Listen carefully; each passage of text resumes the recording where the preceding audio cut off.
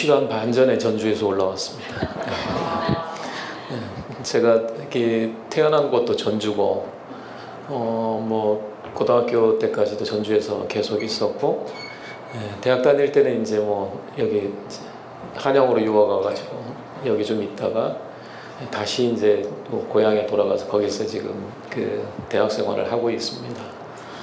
사실은 제가 여기를 왜 와야 되나 싶은 생각을 한두 번 한 게 아니에요. 왜냐면 뭐 제가 여기 3년 동안 사업하는 동안에 단 한 번도 와본 적이 없거든요. 뭐 제가 이 신림과의 그 인연이라고 한다면 처음에 그 20년도였죠. 그 사업 계획서를 냈을 때 그 계획서 제가 심사할 때 그 계획서 한번 보고 그 심사해서 그 선정 과정에 참여한 거 말고는 특별하게 뭐 없거든요. 그럼에도 불구하고 여기를 왜 왔냐? 저를 불러주셔서 왔습니다. 그 제가 오늘 이제 여기서 그 여러분들하고 나눌 말씀은 이 사업이 어떤 배경에서 어떤 취지에서 이 사업의 기획이 됐고, 그 다음에 그 기획 과정을 통해서 실제 이 사업이 수행이 되면서 이 사업을 통해서 이러이러한 것들이 좀 이루어졌으면 좋겠다라고 하는 그 기획 단계에서 바람이 얼마만큼 그 잘 이루어졌는지 그거에 대한 얘기를 조금 그 말씀을 드리고, 그리고 앞으로 우리가 어떻게 이 사업을 계속 이어나갈 수 있을 것인지에 대한 얘기도 조금 나눌까 하는 그 취지에서 여기 와 있습니다. 그런데 시간이 저한테 주어진 게 15분밖에 없어서 5분씩 이렇게 나눠가지고 말씀을 드리도록 하겠습니다. 앞에 우리 저기 최 관장님께서 그 인사말을 상당히 자기 고백적 인사말을 하셔가지고 저도 순간 이거 그동안에 3년 동안 이 사업 그 전문위원회 활동하면서 제가 좀 못한 게 있으면 그거를 고백하고 반성하는 시간으로 보내야 되는 거 아닌가 싶은 생각이 좀 잠깐 들기는 했습니다.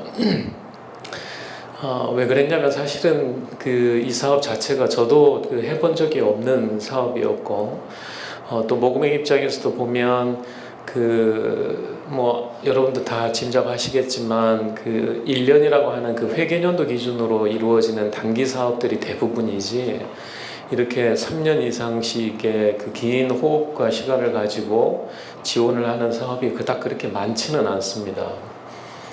그래서 그러다 보니 이제 이 사업이 가지고 있는 의미라든가 이런 것들이 적지 않고, 또 모금의 입장에서 기대하는 부분도 또 크고, 또 어떻게 보면은 사회복지 우리 그 현장의 전체를 놓고 보면 이러한 사업들이 갖고 있는 의미도 뭐 상당하다라는 생각은 충분히 그 해보실 수 있으실 거예요. 뭐 저희 역시도 이제 그런 기대를 했었고요. 그래서 이 사업들이 갖는 그 의미라고 하는 게 뭐 그런 측면에서는 좀 각별하다라고 하는 말씀을 좀 먼저 드리고 몇 가지 말씀을 나누도록 하겠습니다.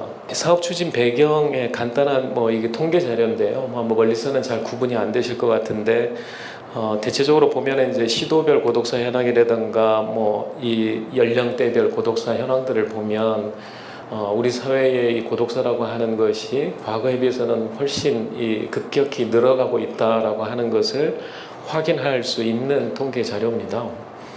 뭐 연평균 증가율을 보면 서울 같은 경우에는 9.1% 증가율이니까 전국 평균으로 비교해봐도 우리 서울 지역이 조금 더 높은 증가율을 보이고 있죠. 뭐 신림 지역은 제가 뭐 그 별도의 통계 자료를 갖고 있지 못해서 소개를 못 드립니다만, 비단 서울뿐만이 아니고 전국적으로도 마찬가지입니다.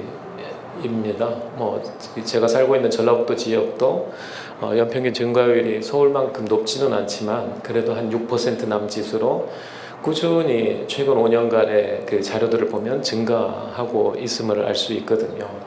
연령대를 보면 그 여기 짐작하시겠습니다만은 40대, 50대, 60대 부분이 이제 그 우리 사회의 고립에 의한 고독사 그 연령층을 구성하고 있음을 알 수가 있습니다. 그만큼 우리가 살고 있는 우리 이웃의 그 40, 50대, 그다음에 5, 60대의 연령에 계신 분들에 대한 관심과 이해가 훨씬 더 필요하지 않겠냐, 뭐 이렇게 짐작을 할 수가 있겠죠. 그다음에 이 맨 밑에 있는 이 표는 이 고독사가 어떤 경위로 발견이 되었는가를 짐작해 볼 수 있는 그 통계표인데요. 보시면은 형제자매가 한 20% 남짓 됩니다.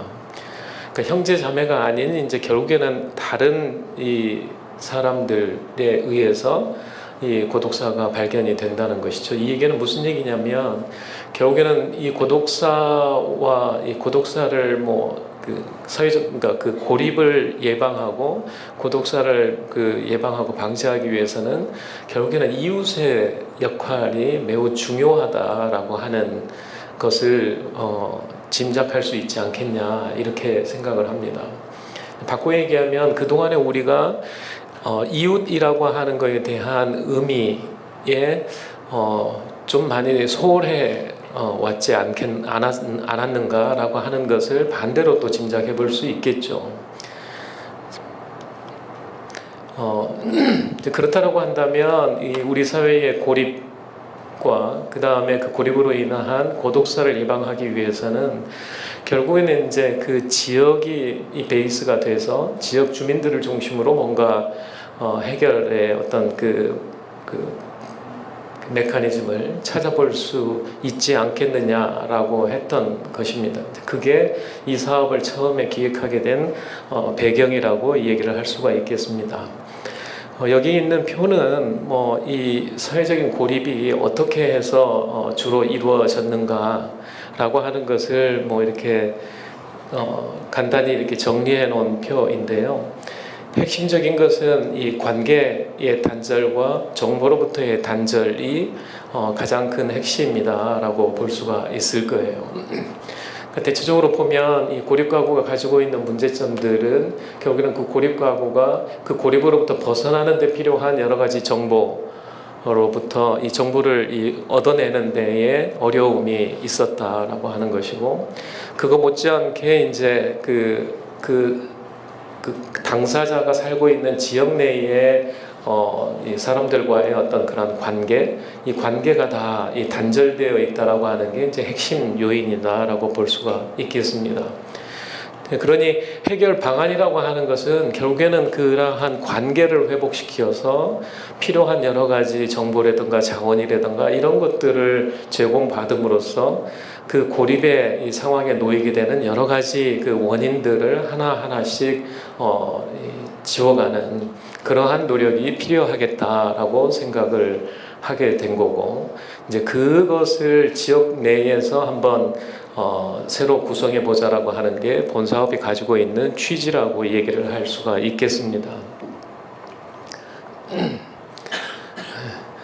결국에는 이러한 사업, 그러니까 이 고립에 의한 이 고독사를 예방 방지하기 위해서는 결국에는 그 출발이 이제 제가 말씀드렸던 대로 지역이 돼야 될 필요가 있는데, 이 왜 지역이 이러한 사업에 있어서의 중심이 돼야 될 필요가 있겠는가, 이제 그 얘기가 두 번째 이 얘기가 되겠습니다. 그거는 이제 우리 지역이 가지고 있는, 지역사회가 가지고 있는 현재 상태를 좀 우리가 객관적으로 좀 바라볼 필요가 있겠다라고 하는 것이죠.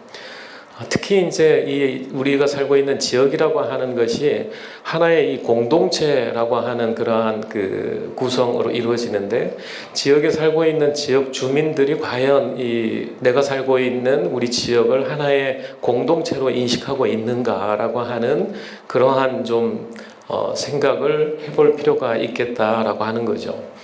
통상적으로 우리가 지역사회 공동체라고 하는 것은 이와 같이 이 정의를 내린단 말이에요. 어떤 일정 영역 내에서 공동의 유대감을 가지고 그 지역에 살고 있는 구성원들 간의 상호작용을 하는 이제 이러한 형태의 주민 집단이 하나의 지역사회 공동체다 이렇게 얘기를 할 수 있는데, 과연 지금 우리가 살고 있는 지역은 이러한 지역사회 공동체라고 하는 그러한 그 속성을, 특성을 잘 갖고 있는가, 이제 이거를 한번 살펴볼 필요가 있다는 것이죠. 특히 이제 이 지역사회 공동체가 다른 일반 대중사회와 비교해 봤을 때에 여기 나와 있는 이러한 이 특징들을 우리가 갖고 있는 게 매우 중요한데, 그동안 우리가 살고 있는, 또 우리가 지금 현재 살아가고 있는 지역사회는 과연 저러한 것들이 충분히 잘 반영되어져서 움직이고 있다고 할 수 있겠는가라고 하는 것이죠. 그래서 이 사업은 이 우리 지역사회 내에 이 지역사회 공동체라고 하는 그 공동체 의식을 지역 내에 좀 새롭게 빌드업하는 그러한 데에서부터 출발할 필요가 있다, 이렇게 얘기를 할 수가 있겠습니다. 그래서 이 사업의 출발은 그 지역 내에 지역사회 공동체라고 하는 것을 구성하는 데에서부터 좀 시작할 필요가 있겠다. 보시면 그러한 이 지역사회 공동체를 구성하기 위해서 가장 중요한 거, 첫 번째로 중요하고 또 두 번째, 또 궁극적으로도 중요한 게 결국에는 지역사회 구성원들에 있어서의 조직화라고 하는 것이 매우 중요한, 앞에서 말씀드렸던 공동체를 구성해 나가는데 중요한 의미를 갖는다. 그래서 여기서 얘기하는 지역사회 조직화라고 하는 것은 앞에서 얘기하는 공동체를 구성해 나가는데 필요로 하는 여러 가지 제반, 그런 특성들을 지역사회 구성원들에게 심어주는 그러한 그 역할이라고 볼 수가 있겠습니다. 이거는 지역사회 주민일 수도 있고 지역사회에 존재하고 있는 그 지역사회 안에 있는 뭐 어떤 집단일 수도 있고 조직일 수도 있죠. 그 이를테면 신림지역이라고 하면 신림지역 안에 있는 이 신림동 지역에 살고 있는 지역사회 주민들, 그 다음에 뭐 여러 가지 사회복지 관련 기관들, 또 사회복지 관련 기관뿐만이 아니고 다른 여타의 기관들도 많이 그 신림지역이라고 하는 하나의 지역을 구성하는 중요한 구성체들이거든요. 그러한 구성체들을 여기 나와 있는 대로 잘 함께하게 하고, 그리고 그 구성체들이 모여서 그 지역의 문제를 얘기하게 하고, 그 지역의 문제를 해결하기 위해서 해야 될 어떤 그러한 그 선택해야 될 길이 과연 어떤 건지를 함께 얘기하게 하고, 뭐 이런 것들이 결국에는 이러한 훈련 과정이 지역사회 조직화 과정이다, 이렇게 얘기를 할 수가 있겠습니다. 그래서 이 사업의 1년차 사업, 2년차, 3년차 사업에서 가장 강조되는 것들 중에 하나가 이 지역사회 조직화, 뭐 지역 주민 조직화, 그 다음에 그 지역 내의 여러 이해 당사자들의 조직화. 그 조직화라고 하는 것은 결국에는 네트워킹이라고 얘기를 할 수가 있겠죠. 이런 것들이 잘 이루어진다면, 잘 이 빌드업이 된다면 결국은 우리 지역사회 내에 그러한 가구들의 고립로부터의 어떤 그런 탈출, 이런 것들이 충분히 가능하지 않겠느냐라고 하는 것입니다. 예. 그러면은 이러한 지역사회 조직화가 결국에는 지역사회에 미치는 영향이라고 하는 것이 뭐냐? 결국에는 여기 나와 있는 이 지역사회의 이 선한 영향력을 행사하게 된다라고 하는 것이죠. 이 지역사회에 미치는 선한 영향력, 이거를 이제 우리가 커뮤니티 임팩트다, 이렇게 얘기를 하고 있습니다. 이 커뮤니티 임팩트라고 하는 것에 대한 정의는 뭐 저렇게 영어로 내려져 있습니다만 불편하시죠? 네. 그 밑에 있는 큰 그림이 이제 그 위에 있는 영어 내용입니다. 근데 결국에는 이 지역사회 영향력이라고 하는 것은 왜 필요하느냐? 결국엔 지역사회 주민의 삶의 질 향상을 하는데 중요한 그 기제이기 때문에 그렇다라고 하는 거고, 지역사회 주민의 삶의 질 형성이라고 하는 것은 그 지역사회의 여러 가지 여건들을 끊임없이 변화하도록 이렇게 추동해내는 것이 결국에는 필요한 거고, 그렇게 지역사회 여건을 지속적으로 창조해내기 위해서는 지역사회를 구성하고 있는 구성체들이 움직여야 된다라고 하는 겁니다. 그게 이제 모빌라이징이라고 하는 거죠. 움직인다라는 거예요. 어떻게 움직이느냐? 서로 손에 손을 잡고 어깨를 마주하고 그러고 움직이는 거죠. 그게 이제 결국에는 연대의식이고 그게 연계고 그게 네트워크이고 라고 하는 겁니다. 우리가 지역 주민들 무슨 이음단, 발굴단 이렇게 구성했던 것도 지역 주민들을 대상으로 해서 하나의 어떤 그런 조직화 과정을 통해서 늘상 만나게 하고 연대하게 하고 연계하고 그래서 이렇게 으쌰으쌰 하도록 하는, 그렇게 해야지만이 지역사회의 어떤 그런 그 변화를 우리가 가져올 수 있지 않겠느냐라고 하는 것입니다. 근데 보면 마지막으로 이제 그 나머지 하나가 뭐냐면 이 사회자본의 뭐 형성, 축적이라고 하는 겁니다. 이게 이제 마지막 그 세 번째 파트인데요. 30분이 딱 지났네. 15분이 지났는데 2분만 더 말씀드리도록 하겠습니다. 이 앞에서 제가 말씀드렸던 이 일련의 과정을 통해서 지역사회 내에 축적될 수 있는 그 어떤 성과물, 이게 이제 이 사회자본 아니겠느냐라고 하는 겁니다. 뭐 잘 아시다시피 이 자본이라고 하는 것은 자본주의 사회에서 없어서는 안 될 중요한 뭐 핵심적인 요소라고 얘기를 할 수가 있겠죠. 하지만 이러한 이 자본이라고 하는 것이 여기 나와 있는 대로 한 세 가지로 나눠지는데요. 첫 번째가 이제 그 물질적, 물리적 자본이라고 하는 그냥 순수한 의미의 자본입니다. 캐피탈이요. 돈. 두 번째가 이제 인적 자본이라고 하는 휴먼 캐피탈을 의미하는 거거든요. 그런데 이 두 가지의 이 자본은 안타깝게도 그 자본을 갖고 있는 사람과 갖고 있지 못한 사람이 너무 명백하게 차이가 있다라고 하는 거예요. 돈이 있는 사람과 돈이 없는 사람, 제주 능력을 갖고 있는 사람과 제주 능력이 없는 사람. 그러니까 뭔가 기술이 있고 능력이 있는 사람은 그 기술과 능력을 발휘해서 돈을 벌 수 있고 그걸로 나름의 어떤 그러한 자기 자신의 뭐 행복한 삶을 살아갈 수 있단 말입니다. 그런데 이 두 개는 있는 사람에게만 있고 없는 사람에게는 없다라는 그런 이제 한계가 있는 거죠. 그럼 없는 사람은 그러면 어떻게 해야 될 거냐? 그 없는 사람은 여튼 그 본인이 잘 생존하기 위해서는 어떤 형태든지 간에 또 이 두 가지 형태의 자본이 필요로 할 텐데 이 두 가지 형태의 자본을 가능하게 해주는 게 바로 제 세 번째 자본인 사회자본이라고 하는 겁니다. 이 사회자본이 왜 그럼 그런 역할을 하느냐?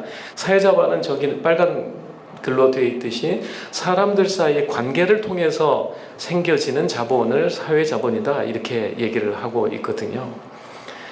그러니까 바꿔 얘기하면 사회자본이라고 하는 것은 혼자 있어서 만들어지는 자본이 아니라는 거예요. 인적 자본하고 일반 의미의 단순한 자본과는 다르다라는 거죠. 뭔가 관계가 만들어져야지 그때 비로소 생겨나는 게 사회자본이라는 겁니다.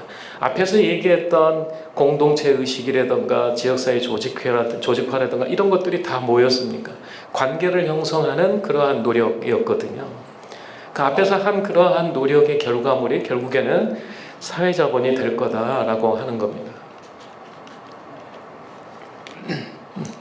그래서 사회자본을 저렇게 관계 속에 내재하고 있는 자본이라고 얘기를 하고 그 축적된 사회자본이 있으면 그 사회자본을 갖고 있는 축적되어 있는 그 사회의 구성원들은 그 사회자본으로 말미암아서 얻을 수 있는 다양한 종류의 이익을 공유할 수 있게 된다라고 하는 겁니다. 그런데 아쉬운 건 뭐냐면 안타까운 건 뭐 안타까운 것도 안타깝다라고 얘기할 수는 없지만 그냥 이 사회자본이라고 하는 게 그냥 어디 동네 슈퍼 가서 구할 수 있는 게 아니라는 거예요. 그러니까 관계로부터 파생되는 이 자본이기 때문에 관계 형성이 먼저 이루어지지 않으면 안 된다라고 하는 겁니다. 근데 이 관계 형성이라고 하는 게 금방 되는 게 아니잖아요. 그렇잖아요. 사람하고 사람하고 알고 지낸다는데 그냥 오늘 날 하루아침에 만나서 우리 알고 지냅시다 해서 알고 되는 게 아니지 않습니까?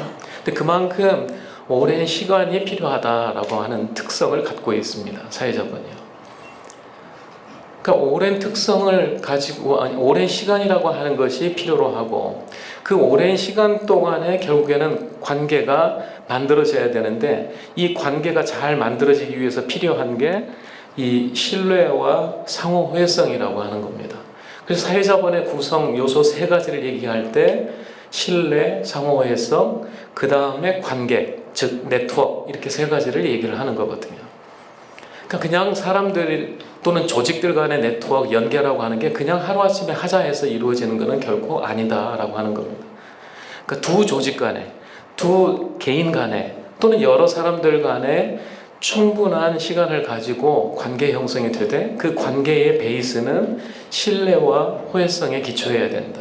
신뢰라고 하는 것은 믿음이거든요. 상대방에 대한 믿음. 관계를 통해서 뭔가 나한테 돌아올 수 있다는, 관계를 통해서 내가 뭔가를 또 그 다른 사람에게 줄 수 있다라고 하는 그러한 서로 호혜적인 그러한 의미에서의 믿음이 전제된 관계가 아니면 축적이, 사회자본의 축적은 불가능하다라고 얘기할 수 있을 겁니다. 그렇기 때문에 시간이 충분히 필요하다라고 하는 겁니다. 지속적인 유지, 노력, 메인티넌스가 필요하다라고 하는 거죠. 그게 사회자본의 축적 과정이고, 어찌 보면 우리가 지난 3년 동안에 우리가 하고자 했던 그 과정이 이 사회자본의 축적을 위한 지난한 시간 아니었는가 싶다라는 겁니다. 그 3년 동안 그러면은 우리 지역 사회 내에 사회자본이 충분히 축적되어 있을까? 그건 저는 잘 모르겠습니다. 하지만 적어도 앞으로 우리 지역사회 주민들, 그 다음에 지역사회 어떤 이해 당사자들을 중심으로 해서 우리 지역이 나름대로 발전하는 데 필요로 하는 소위 어떤 그런 믿음의 자본, 이거가 앞으로 쭉 만들어지는데 초석은 다져지지 않았을까라고 하는 것이죠. 아까 관장님께서 무슨 말씀을 하셨냐면, 성과 보고회라고 해서 이게 3년 동안의 사업을 쫙 정리하고 우리 3년 동안 이거 이렇게 했습니다. 됐죠? 열심히 했죠? 끝. 이게 아니라는 거죠. 앞으로도 조금 더 이 과정이라고 하는 것이 계속해서 이어질 때에 비로소 우리 지역사회가 탄탄한 어떤 그런 공동체로서의 자리매김이 될 수 있지 않겠느냐라고 하는 겁니다. 비록 3년 내라고 하는 어찌 보면은 짧은 시간이었지만, 그리고 이제 공식적으로 오피셜리 이게 이 사업이 끝나는 시점이지만, 이 사업이 끝난다고 해서 끝이 아니다. 어찌 보면 새로운 시작이 될 수도 있다라고 하는 점을 꼭 여러분들이 좀 인식해 주셨으면 좋겠다. 그래서 마지막 슬라이드는 이렇게 만들어 봤습니다. 수고하셨습니다.